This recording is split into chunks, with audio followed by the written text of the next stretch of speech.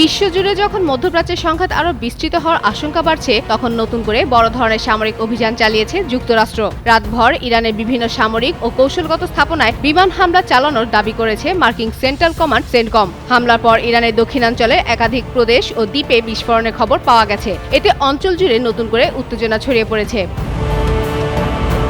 মার্কিন সময় বুধবার রাত ৮টা থেকে শুরু হওয়া এই হামলায় বুশেহর, খুজেস্তান, হরমোজগান ও ফার্স প্রদেশের বিভিন্ন স্থাপনা লক্ষ্যবস্তুতে পরিণত হয়। ইরানের রাষ্ট্রীয় সম্প্রচার মাধ্যম IRIB এবং আধা সরকারি তাসনিম সংবাদ সংস্থার খবরে বলা হয়েছে, বুশেহর প্রদেশে অবস্থিত দেশের একমাত্র পারমাণবিক বিদ্যুৎ কেন্দ্রের কাছেও শক্তিশালী বিস্ফোরণের শব্দ শোনা গেছে। তবে কেন্দ্রটির কোনো ক্ষতি হয়েছে কিনা তা এখনও নিশ্চিত হওয়া যায়নি।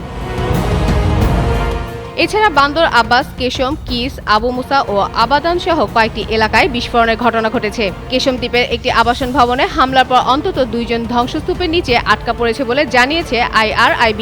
অন্যদিকে আহফাজ শহরে একাধিক স্থানে হামলার পর কিছু এলাকায় বিদ্যুৎ বিচ্ছিন্ন হওয়ার খবরও পাওয়া গেছে।